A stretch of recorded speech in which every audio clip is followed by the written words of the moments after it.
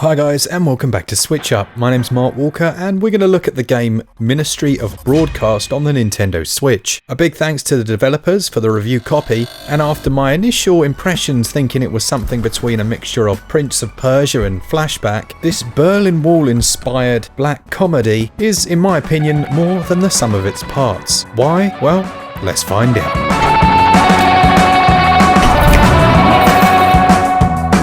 Much like one of the greatest 80s movies of all time, the game is based around a lethal TV game show. You're a contestant known as Orange, newly arrived to the Wall facility, which, as its name states, is located within a totalitarian country that, yep, you've guessed it, it has a big wall in it. As a player, you're introduced briefly to Orange, mainly through the sarcastic low-key critique of his lovely ginger nut. You know that you're here to take part in the game show, but it's revealed early on that you're there for more than just this. Without spoiling anything, the game's a little bit deeper than it initially looks, with a few references to family members early on, which get fleshed out by the end of the tale. Joining you on your adventure is a slightly unusual cast of characters, with perhaps the most interesting of these being a talking crow, who berates you for your failures, but then equally saves your life. Many of them will be fellow contestants, and some of the best moments came from just standing around and listening to the conversations that they might be having in the background.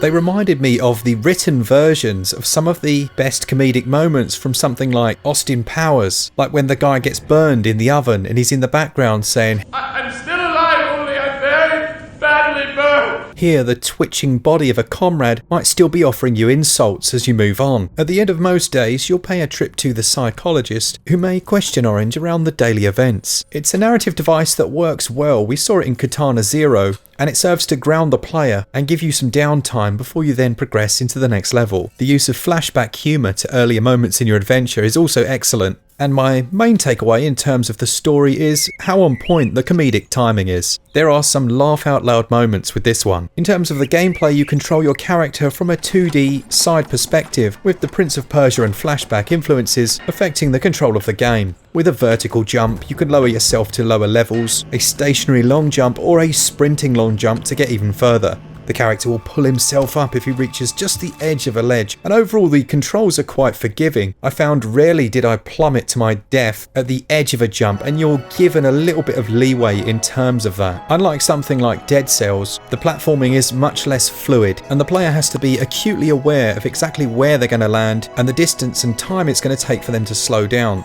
It is a title where you can expect to die repeatedly, with the minus button being used for instant resets. The majority of the gameplay revolves around pushing blocks, releasing dogs, and working out the exact sequence of events that need to transpire to clear your path and move you on to the next area. One minor issue I had with the game was the inconsistency of the checkpoint system. For the most part, when you die, you're transported a mere few meters back, but seemingly randomly, on some sections you're put back an unreasonable distance, and that can certainly become frustrating. It's not a deal breaker, and you do eventually overcome these. The main problem here is that there's no visual indication as to when the game is saving. The puzzle platform sections are very enjoyable, usually with some sinister undertone that you can't help but chuckle about, mostly due to the intentionally heavy-handed nature of the way life and death is handled on screen. The game has a manic, almost heavy atmosphere that's difficult to put your finger on. I found it very compulsive to play. There are times when it's frustratingly difficult, but the hilarity of pushing a fellow contestant into a pit of spikes, or the strangeness of finding yourself barefoot in the snow looking for a pair of shoes, I found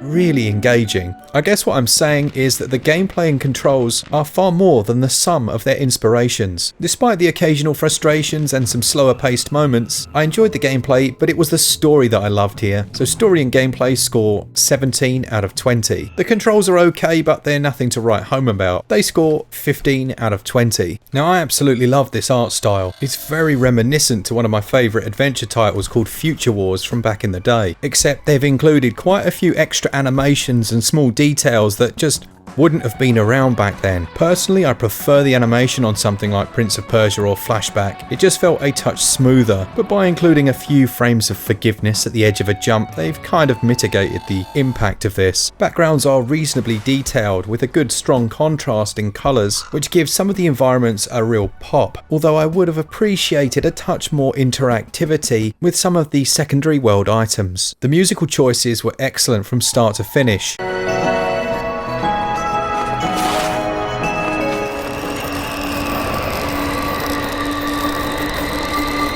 And the developer does a good job of quickly shifting the tone with a change of audio score. Often the music will be replaced entirely with just a scraping or clanking sound that seems to reside somewhere in your subconscious but makes you just feel unnerved. One of the best examples for me would be a transition between the underground and the overground, with a huge ambient shift in both visuals and audio, synchronized perfectly as you climb the ladder back to the surface.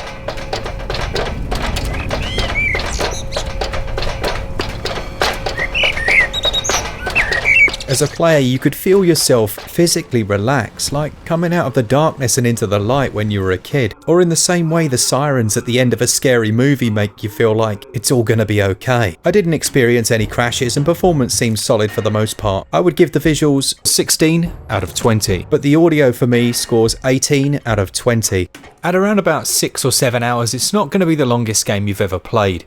But equally, it's not going to be the most expensive either, at around about 13 quid. But value's based on far more than length. It's about the quality, but equally the style, which the game has in bucket loads. It might not be the most aesthetically pleasing game the world's ever seen, but I like these visuals and I think they nail the look they're going for. I think you'll feel like you've got your money's worth. And as I understand it, the game will eventually be coming physically, which is nice. While not the longest experience, it is a very sweet one. It scores 16 out of 20.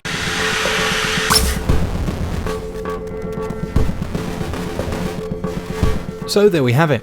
Ministry of Broadcast, while a strange amalgamation of two development teams and heavily influenced by some of the 90s greatest platformers, manages to stand on its own 2 feet. It scores a switch-up score of 82%. Let me know down in the comments, did you enjoy this one? Is it one you're looking out for? I knew it was going to be good, to be honest, when I saw the trailer, and it is. It's very enjoyable. There are a few annoyances, but isn't that kind of the way these games have always been? A big thanks. For some reason, we've had quite a few new patrons over the last few days. I think 3 or 4 of you have decided to support us. And in this time, you really don't need to do that, but we really appreciate it. But please do make sure you're looking after your families and yourselves first. As always, for all things Switch, all the time, keep it Switch up. Cheers, guys. See ya!